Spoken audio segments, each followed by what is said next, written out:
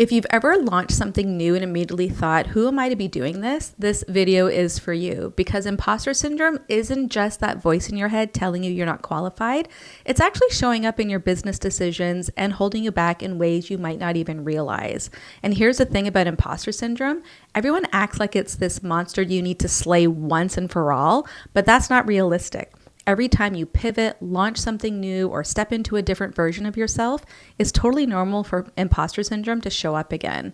The goal isn't to eliminate it completely. The goal is to recognize when it's running the show and learn how to lead yourself through it. Quick intro if we haven't met. I'm Janik, founder and creative leadership consultant at Ripple Effect Leadership. I help solo business owners lead with more clarity and confidence and build authentic businesses, all while reminding you that you are a kick-ass leader. Here's the thing, even though I have an MA in leadership and 20 plus years of experience, I still allowed imposter syndrome to make decisions for me and held me back for a few years when I started building my business. I was playing small, undercharging, and second guessing everything. And that's exactly why I now help solo business owners not make the same mistakes I made so you can move forward with your business goals faster. So I'm going to share with you 4 sneaky ways imposter syndrome might be running the show in your business and my favorite Ripple hacks to lead yourself through it.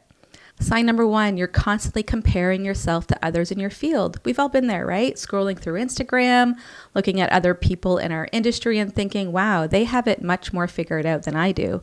Looking at their polished posts, their client testimonials, their fancy websites, and feeling like we're miles behind. But here's the thing, we're comparing our behind the scenes to their highlight reel. When imposter syndrome has us stuck in comparison mode, it's stealing focus from what actually matters, serving our people and growing our own businesses. So my Ripple hack for you here is limit social media scrolling, especially when you're feeling vulnerable. And remember, those same people started where you are today too. Your unique perspective and experience matter. Nobody else has your exact combination of skills and story. Sign number 2, you're second guessing every decision. This one's sneaky because it disguises itself as being thorough or getting input from others, but really we're constantly changing our minds about business strategies and getting paralyzed by the fear of making the wrong choice. We'll spend weeks researching the perfect email platform, then switch to another one because someone online said theirs was better. Or we'll have a solid business plan, but keep tweaking it because we're terrified of committing to the wrong direction. And here's what's really happening. We don't trust ourselves to make good decisions because we haven't taken the time to get clear on what's at the core of our business. When we don't have a solid understanding of our ideal client and our core values, every decision feels huge and scary because we have no framework to guide us. But when we know who we're serving and what we stand for, decisions become so much easier. So here is my Ripple hack for you on this one. Take the time to really figure out your ideal client and what's at the core of your business. Define your values and use them as your decision-making filter. When you're clear on these foundations, you can ask yourself, does this align with my values? And will this serve my ideal client instead of seeking endless opinions from others? Trust your gut, because when it's grounded in your core values and clear vision, that intuition becomes incredibly reliable. Sign number 3, you're hiding behind perfectionism and over-preparing for everything. This is a sneaky one because perfectionism feels productive. We tell ourselves it's not ready yet, but really we're just scared to put ourselves out there. We'll spend months perfecting course content before launching, creating endless drafts of that blog post, but never hitting publish, or researching every possible angle before making a decision. Hi, my name is Janik and I'm a recovering perfectionist. We convince ourselves we're being thorough, but perfectionism is just fear wearing a really good disguise. And here's the reality, over-preparing is just procrastination dressed up as productivity. We're avoiding the vulnerability of putting ourselves out there because what if people don't like it? What if it's not good enough?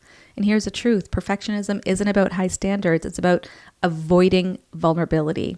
We're terrified that if we put something imperfect out there, people will judge us or see that we don't have it all figured out. But perfectionism isn't the goal. Progress is. So my Ripple hack for this is set real deadlines and stick to them. Embrace good enough because done beats perfect every single time.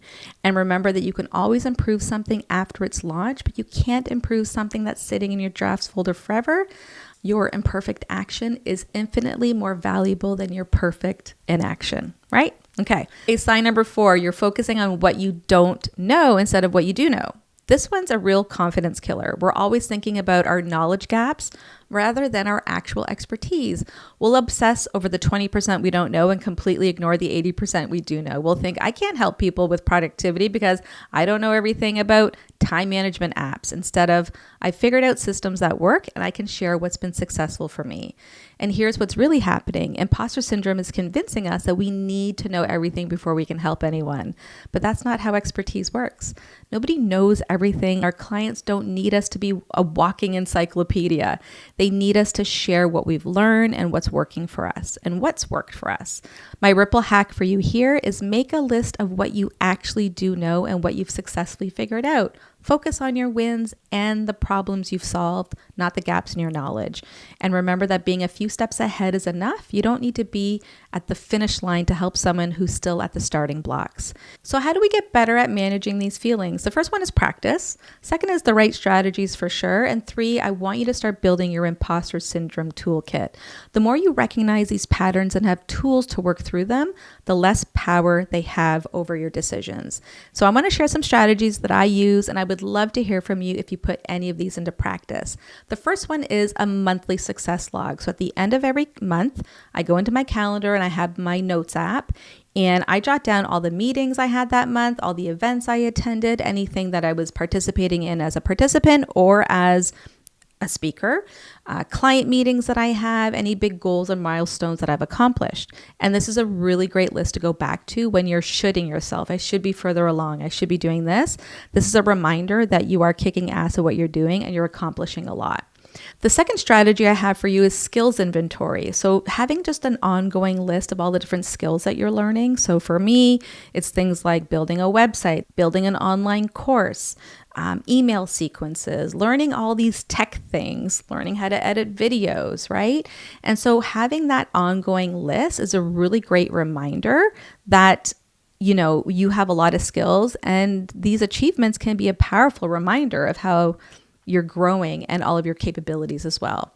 The third thing is setting realistic goals. I think that we tend to overextend ourselves and set too many goals or don't break those goals down. It's really important to break those down into little tasks. I use Asana to help me stay organized and stay on track of my goals and my milestones. So I really encourage you to do the same thing. Maybe it's another tool that you use, but making sure you're actually writing down goals for the quarter, for the year, and also looking ahead for the following year. So meeting these smaller goals are going to build confidence and diminish those feelings of fraudulence. The next thing is I want you to find mentors. I want you to seek mentors who've walked the path before, so to speak. Their insights can be a reality check against your imposter fears. Share your feelings with them. Often they've experienced similar doubts and can offer practical advice. The next thing I want you to do is I want you to throw a success party. So it's time to break out the confetti, virtual confetti or real confetti, whatever you want, and celebrate your wins, big or small. I plan to throw a big kick-ass party when I hit a certain milestone in my business. But in the meantime, I celebrate with my happy folder, which is in my inbox. And anytime I get a really lovely email from someone or a testimonial, I'll put that in my happy folder. And so when I'm having a bad day, I'll kind of go in there and look through it. And sometimes I'll have a one-person dance party here at my home office to celebrate the tiniest little thing. Okay, so if you're thinking, Janik, I need more help with all of this, I've got you covered. My signature leadership program, Lead Yourself, Lead Your Business, is for solo business owners who want to build confidence and lead their businesses and clients with clarity.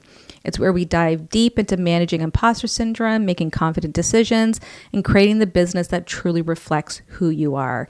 And this program is actually a 3-in-1. It's an online course, and also it includes community and mentorship as well. Because here's the thing, you don't need a fancy title to be a leader. You just need to start leading yourself better, and that's what this program helps you with. So if this resonated with you, this video, please hit that like button. It really helps me know that content is landing with you.